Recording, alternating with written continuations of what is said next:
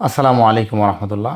জামাত কখনো বাংলাদেশের ক্ষমতায় আসতে পারবে না, এই কথাটা আমি এখন বলিনি। এই কথাটা 2026-এর অর্থাৎ এই বছরের ফেব্রুয়ারির 12 তারিখের নির্বাচনে জামাত হেরে যাওয়ার পর আমি বলছিলাম। এর সাথে আমি আরেকটু যুক্ত করি, জামাত সহ কোনো ইসলামিক দল ক্ষমতায় আসতে পারবে না। ইভেন কোনো সেকুলার দল, এনসিপির মতো যারা নতুন রাজনীতি শুরু করছে বাংলাদেশে, তারাও ক্ষমতায় আসতে পারবে না।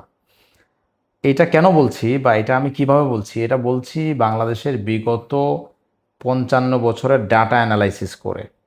অর্থাৎ আমাদের বাংলাদেশ, পাকিস্তান, ভারতের মতো দুর্বল গণতান্ত্রিক যে রাষ্ট্র বা যে সমস্ত রাষ্ট্রের ল অ্যান্ড অর্ডার ঠিক নাই, যে সমস্ত রাষ্ট্রের কোনো নিরাপত্তা বাহিনী নাই যারা জনগণকে নিরাপত্তা দেয়, যে সমস্ত রাষ্ট্রে জনগণের ইনসাফ প্রতিষ্ঠিত না বা গণতান্ত্রিক অধিকার যেটা ইউরোপে যেভাবে আছে সেইভাবে যেখানে যে সমস্ত রাষ্ট্রে প্রতিষ্ঠিত নাই, সেই সমস্ত রাষ্ট্রে কোনো সুষ্ঠু নির্বাচন হবে না। এবং হচ্ছে যে শুধুমাত্র নির্বাচনের মাধ্যমে কেউ ক্ষমতায় আসতে পারবে না। এখন এর কারণ কি? কারণ হচ্ছে আমরা যদি বাংলাদেশের ইতিহাস দেখি, 71-এ মুক্তিযুদ্ধের ক্রেডিট নিয়ে আওয়ামী লীগ ক্ষমতায় আসছে। আমি বলবো মানে ক্ষমতায় আসতে পারে না, এখন রাজনীতি তাহলে কি রাজনীতি করা ছেড়ে দিবে? বা রাজনৈতিক দলগুলোর কি করণীয় হইতে পারে সেটা নিয়ে আমি আজকের ভিডিওতে কথা বলবো। 75-এ শেখ মুজিব মারা যাওয়ার পরে জিয়াউর রহমান ছিলেন সেনাপ্রধান। বাই দ্য টাইম তাকে সেনাপ্রধান করা হয়। শফিউল্লাহ সেনাপ্রধান ছিলেন, বাট শেখ মুজিবের মৃত্যুর পরে জিয়াকে সেনাপ্রধান করা হয় এবং জিয়া অটোমেটিকভাবেই তিনি ক্ষমতার কেন্দ্রবিন্দুতে চলে আসেন। তারপরে তো তার মৃত্যুর আগ পর্যন্ত তিনি ক্ষমতায় ছিলেন। তিনি রাজনৈতিক দল গঠন করছেন, বিভিন্ন আলাপ আছে, এগুলো মেজর ডালিমের বই যদি আপনি পড়েন, জিয়া থেকে খালেদা অতঃপর, এই বইটা খুব চমৎকার। এই বইয়ের মধ্যে উনি বিস্তারিত ইতিহাস তুলে ধরছেন, কিভাবে ওনারা বাংলাদেশ থেকে চলে গেছেন, শেখ মুজিব হত্যার পরিকল্পনা, অনেক গল্প আছে।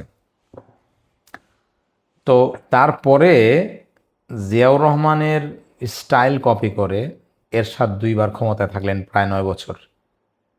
তো এরশাদের যে ক্ষমতা দখল করা, এটাও অস্ত্রের জোরে। এই হচ্ছে 3টা দল। তারপরে এরশাদের পতনের পরে 90-এ আবার খালেদা জিয়ার নেতৃত্বে বিএনপি ক্ষমতায় আসলো। পরিবারতান্ত্রিক যে ধারাবাহিকতা সেটা প্রতিষ্ঠা হইল। তারপরে 96-তে আওয়ামী লীগ আসলো পরিবারতান্ত্রিক ধারাবাহিকতায় শেখ হাসিনার হাত ধরে। তারপরে আবার গল্পটা শুধু দুইজন নারীর, দুই নেত্রীর গল্প। সে 2024-এ হাসিনার পালায়নের পরে 18 মাসের বহু নাটকীয়তা, ইউনুসের বিভিন্ন হাইকোর্ট দেখানো, ইউনুস বাংলাদেশকে অনেক উন্নত করবে, বাংলাদেশে ইউনুস ইউরোপিয়ান রাষ্ট্রগুলোর অ্যাম্বাসি নিয়ে আসবে। যদিও এটা খুবই গুরুত্বপূর্ণ ছিল এবং ইউনুস যদি অনেস্টলি চাইতো সে সেটা পারতো। আমি মনে করি ইউনুস প্রথম দিকে কিছু করার সদিচ্ছা থাকলেও পরবর্তীতে সে আর সদিচ্ছার উপর থাকতে পারে নাই, সে বিভিন্ন ডিলের মধ্যে চলে গেছে। তো বাংলাদেশে যদি অ্যাম্বাসি আসতো, এটা বাংলাদেশের জনগণের ইউরোপে আসার জন্য অনেক সহজ হইতো, অনেক সহজতর হইতো বলে আমি মনে করি। এবং এই চেষ্টাটা আমি মনে করি বর্তমান সরকার যিনি ক্ষমতায় আছেন তারও এটা চালানো উচিত। এতে করে বাংলাদেশের অর্থনীতির অনেক উপকার হবে। তো যাই হোক, পরবর্তীতে 2024-এ যখন জামাতের প্রতি মানুষের ব্যাপক আগ্রহ ছিল, বিশেষ করে তরুণ প্রজন্মের আগ্রহ ছিল, তারপরও পরিবারতান্ত্রিক রাজনীতির বাইরে বাংলাদেশ যাইতে পারে নাই। অর্থাৎ 2024টা তো ইতিহাসের একটা মোড়। এই নির্বাচনটা অনেক দিক থেকে ডিফারেন্ট ছিল। এই নির্বাচনে যারা নির্বাচনে শরিক হয়েছিলেন তারা সরাসরি কেউ ক্ষমতায় ছিলেন না এবং তাদের দ্বারা নিয়োগপ্রাপ্ত কোনো ব্যক্তিও ক্ষমতায় ছিলেন না। সম্পূর্ণ ভিন্ন মানুষ ইউনুস সাহেব, যিনি রাজনৈতিক ব্যক্তি না, তিনি ক্ষমতায় ছিলেন। ফলে একটা নিরপেক্ষতা মানুষ আশা করতেছিল। বাট তারপরেও দেখা গেল যে নিরপেক্ষতার সুযোগ নিয়ে জামাত, এনসিপি বা নতুন মানুষ ক্ষমতায় আসবে, সেটা যখন আসতে পারে নাই, তখন বোঝা গেছে যে এইটাই চূড়ান্ত বাস্তবতা। তো এখন জামাতের করণীয় কি? জামাতের বা অন্য ইসলামিক রাজনৈতিক দলগুলোর করণীয় কি? এখন জামাতের একটা স্ট্র্যাটেজি হইল যে জামাত সবাইকে সন্তুষ্ট রেখে ক্ষমতায় আসতে চায়, বিশেষ করে পশ্চিমাদেরকে সন্তুষ্ট রেখে ক্ষমতায় আসতে চায়, এবং সেটার জন্য সে ইসলামের বিভিন্ন জিনিসকে কম্প্রোমাইজ করে। আমাদের সাদা চোখে যারা সাধারণ মুসলমান তাদের চোখে সে বিকৃত করে, বাট জামাতের যারা সমর্থক হার্ডকোর তারা মনে করে যে জামাত এটা কৌশল নিছে। বাট বাস্তবতা হইল জামাত যতই কৌশল নিক, জামাত ক্ষমতায় আসতে পারবে না, কারণ দেশে এবং দেশের বাইরে তার ওই রকম গ্রহণযোগ্যতা বা তার ওই রকম শক্তি নাই। মানে তার অস্ত্রের জোর, দুর্নীতির জোর, গুন্ডার জোর। আওয়ামী লীগ যেমন সরাসরি যেটা মতিউর রহমান রেন্টু তার বইতে লেখছে, সরাসরি হাসিনা গুন্ডাদেরকে নিয়ে আসতো হরতালে মিছিলে গোলাগুলি করার জন্য, তো জামাত তো আর সেরকম কিছু করবে না। সো এইখানে জামাত, এইটা হচ্ছে জামাতের দুর্বল জায়গা। এখন জামাত যেটা করে, একটু সুশীল সেজে পশ্চিমাদেরকে খুশি রেখে, ভারতকে খুশি রেখে, হিন্দুদেরকে খুশি রেখে জামাত হচ্ছে যে ক্ষমতায় আসতে চায়। বাট ওই যে জামাত অস্ত্রের জোর নাই বিধায় ক্ষমতায় আসতে পারবে না, বাংলাদেশের ইতিহাস তাই বলে।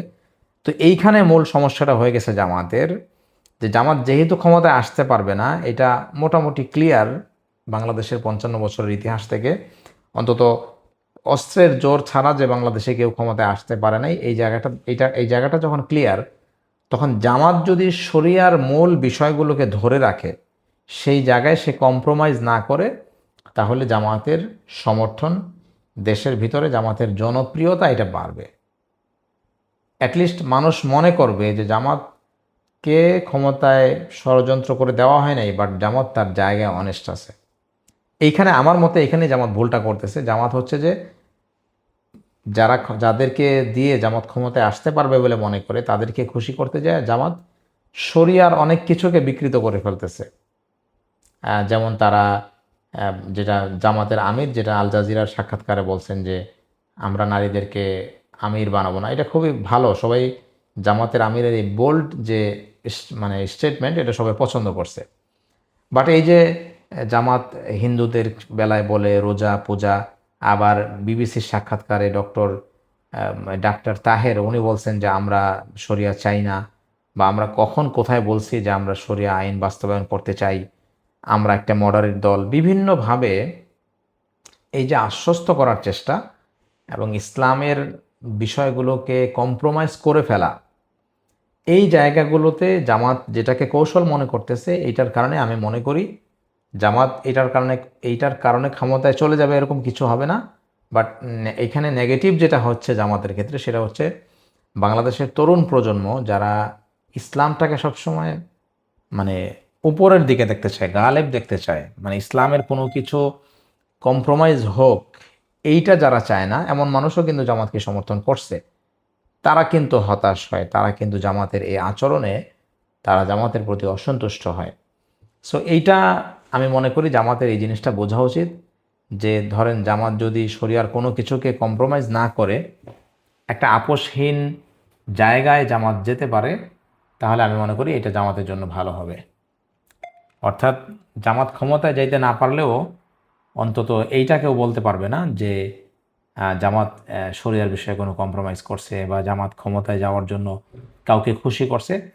এই বিষয়টা আমি মনে করি, যেহেতু ক্ষমতায় যাইতে পারবে না, এটা ক্লিয়ার। ইউরোপ কান্ট্রি ছাড়া আমাদের মতো দুর্বল দেশগুলোতে শুধুমাত্র নির্বাচন কেন্দ্রিক অ্যাক্টিভিটিসের দ্বারা কেউ ক্ষমতায় যেতে পারে নাই। কিন্তু ইউরোপের দেশগুলো যদি দেখেন, ইটালিতেও গত কয়েক বছর আগে একটা সরকারের পতন হয়েছে। কীভাবে পতন হয়েছে? জোট সরকার ছিল সংসদে, জোটের সঙ্গীরা বলছে যে আমরা আর এই দলের উপর আস্থা রাখতে পারতেছি না, তখন তারা ওই দল থেকে সরে গেছে, দল অটোমেটিক মাইনর হয়ে গেছে, সংসদ ভেঙে গেছে, একজন মানুষও মারা যায় নাই। সো এই ধরনের সিচুয়েশন তো আর বাংলাদেশে নাই। কাজেই বাংলাদেশে শুধুমাত্র নির্বাচন কেন্দ্রিক বা শুধুমাত্র পেশি জোর ছাড়া মানব সেবার মাধ্যমে বাংলাদেশে কোনো দল ক্ষমতায় আসতে পারবে না। আরেকটা পয়েন্ট যেটা ছিল জামাতের, যে তারা আর্মিতে অগ্রসর হওয়ার চেষ্টা করতেছিল, আর্মির হাইকমান্ড দখল করার চেষ্টা করতেছিল। বাট সেখানেও এমন একজনকে নিয়ে তারা অগ্রসর হয়েছে, যিনি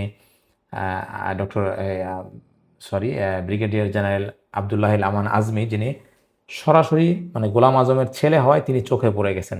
তো এইখানে যদি জামাত গুপ্তভাবে তাদের এমন কাউকে তারা উপরের র্যাঙ্কে পাঠাইতো যাদেরকে কেউ চেনে না বা যাদের রাজনৈতিক পরিচয় অস্পষ্ট, তাইলে হয়তো জামাতের জন্য একটা আর্মির হাই কমান্ড কম্প্রোমাইজ করে একটা চেষ্টা চালাইতে পারতো, বাট সেটাও যে সফল হইতো সেটা বলা মুশকিল। বাট ওই রকম কোনো কিছুও কিন্তু আমরা দেখি নাই। তো যাই হোক, আমার রিকোয়েস্ট জামাতের প্রতি এটাই থাকবে যে আপনারা শরিয়ার বিষয়গুলোকে কম্প্রোমাইজ না করে এই জায়গাটা আপোষহীন থেকে যদি আপনারা রাজনীতি করতে পারেন, তাহলে আপনারা যদি ক্ষমতায় নাও যান, বাংলাদেশের মুসলমানদের অন্তরে কিন্তু আপনারা জায়গা করে নিতে পারবেন এবং আপনারা আল্লাহর সাহায্যের কাছাকাছি থাকবেন।